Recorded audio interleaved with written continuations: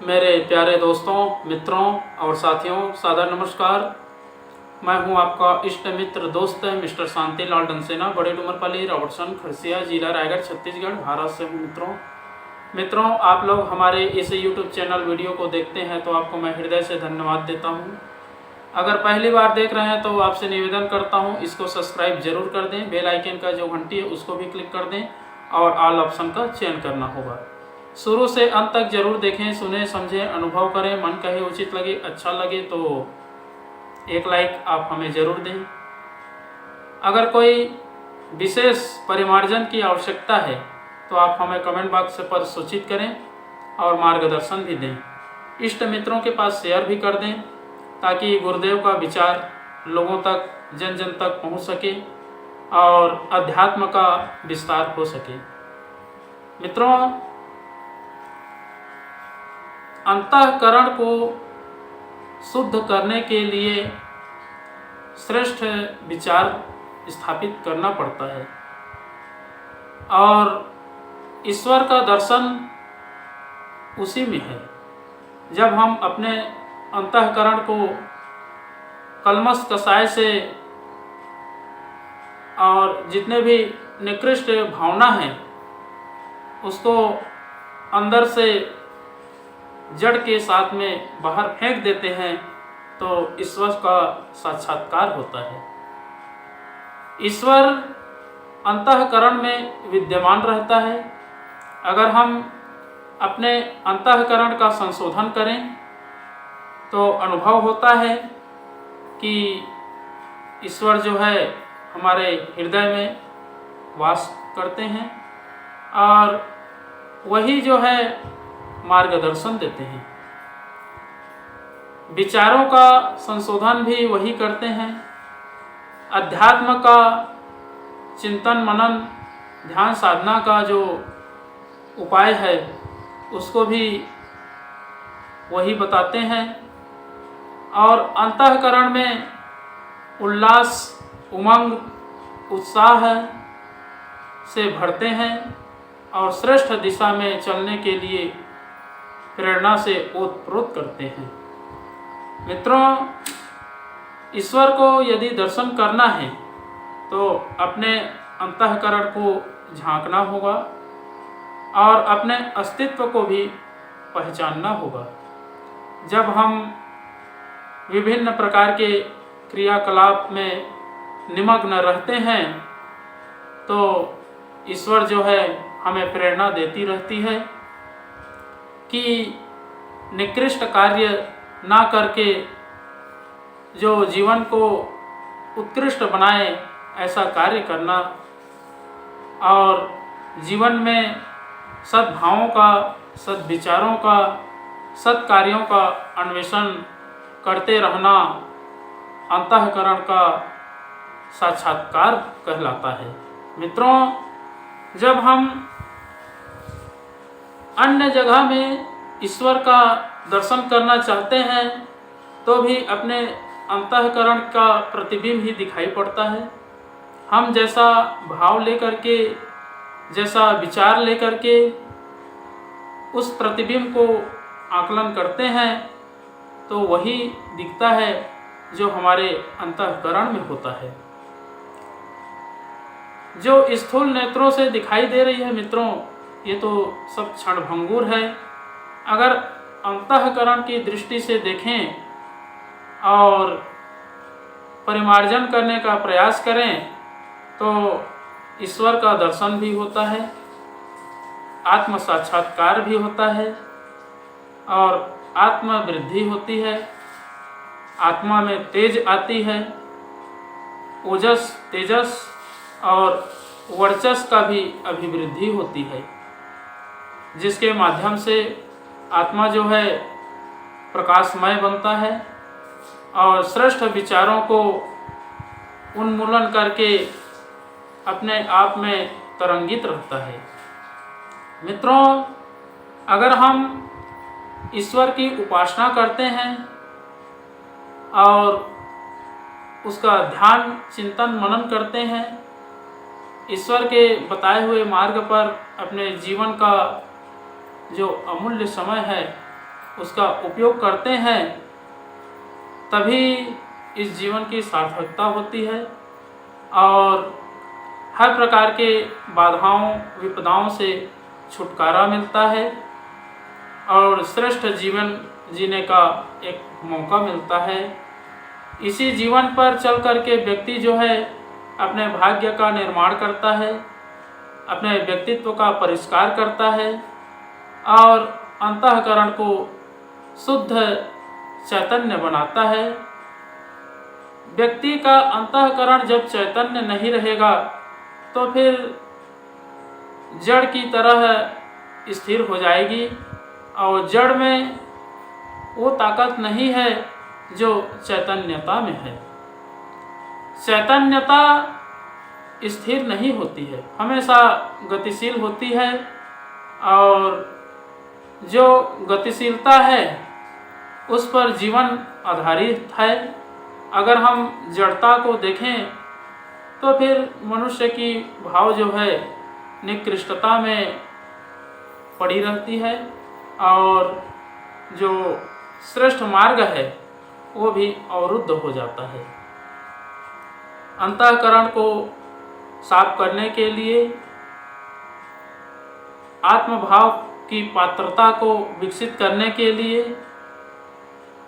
उस योग्य बनाना पड़ता है जो ईश्वर को पसंद है।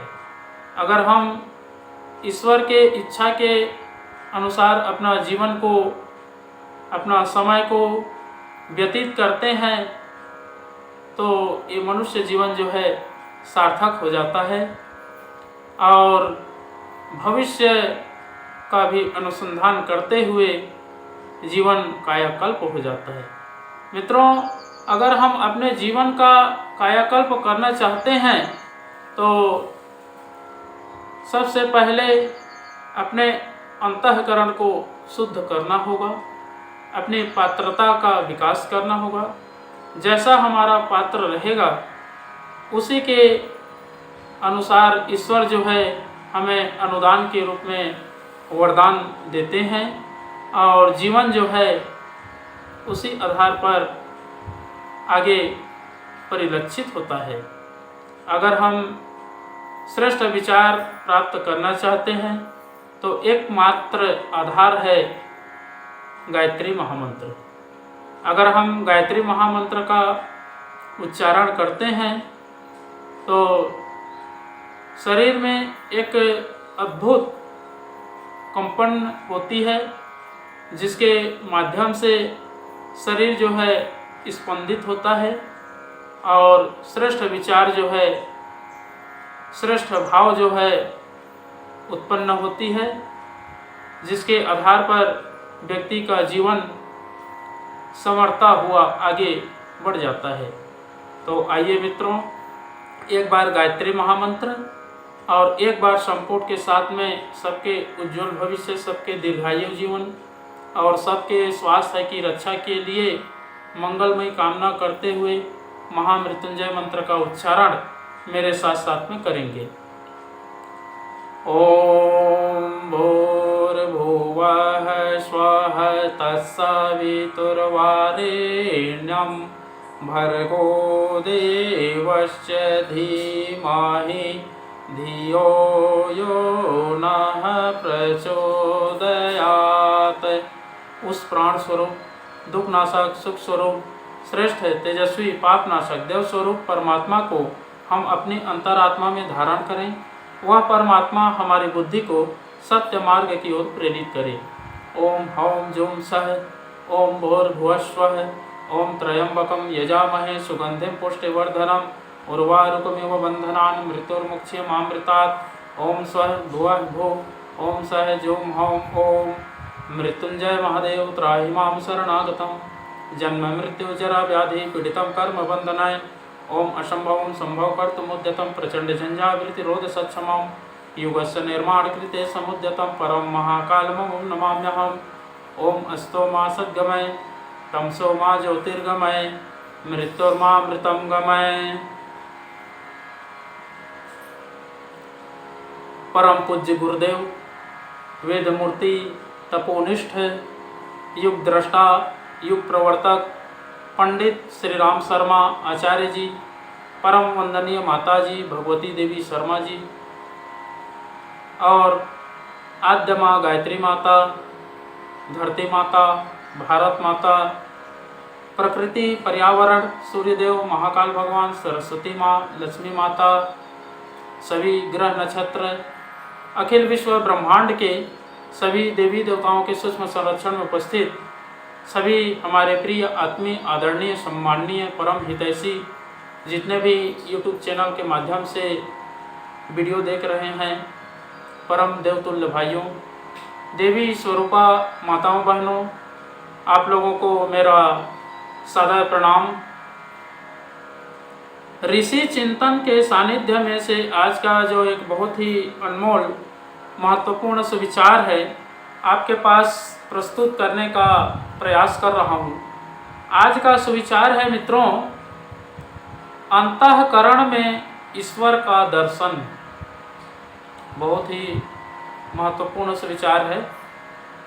ईश्वर का सबसे निकटवर्ती स्थान हमारा अंतःकरण है। यदि हम उसे वहाँ देखें और ढूंढें तो बाहर भटकने की अपेक्षा उसे अधिक सरलता पूर्वक प्राप्त कर सकते हैं। मित्रों, न केवल दर्शन वरन उसके साथ वार्तालाप, परामर्श भी हो सकता है। इसके लिए अंतःकरण से बढ़कर ईश्वर के साथ एकांत मिलन का और कोई स्थान नहीं है। यदि चाहें तो उसकी छाती से छाती लगाकर राम भरत की तरह यही मिल सकते हैं और उत्कृष्टता की आत्मा रूपी राधा का परमात्मा रूपी कृष्ण से संगम समर्पण भी यही हो सकता है। मित्रों, विवेक की आंख खोलकर देखें तो वह उत्कृष्टता की प्रतिमा के रूप में यही हंसता मुस्कुराता मिलेगा। मानवीय आदर्शों की महिमामयी महत्ता से संपन्न, उज्जवल और प्रकाशवान अपनी आत्मा ही परमेश्वर है। मलिनताओं का आवरण उठाकर यदि उसके सत चित और आनंद स्वरूप का सत्यम शिवम सुंदरम के प्रकाश का दर्शन करें तो प्रतीत होगा कि दूर समझा जाने वाला भगवान अपने अति निकट है। मित्रों, विश्वात्मा के रूप में उसकी आत्मा अपने भी भीतर ज्योतिर्मय हो रही है। समस्त प्राणियों में ओतप्रोत वह दिव्य सत्ता अपने भीतर भी विराजमान है। सबको अपने में और अपने को सब में देखने का दृष्टिकोण जैसे ही विकसित हुआ कि बदली हटते ही प्रकट होने वाले सूर्य की तरह भगवान सामने आया। व्यक्तिवादी संकीर्णता की बदली ही उस दिव्य दर्शन से हमें वंचित किए रहती हैं। बहुत बहुत धन्यवाद मित्रों। अगले बार नए विचारों के साथ में, नए रहस्य, नए तथ्य लेकर के, नए वीडियो के साथ में आपके पास फिर प्रस्तुत होंगे। सादर नमस्कार।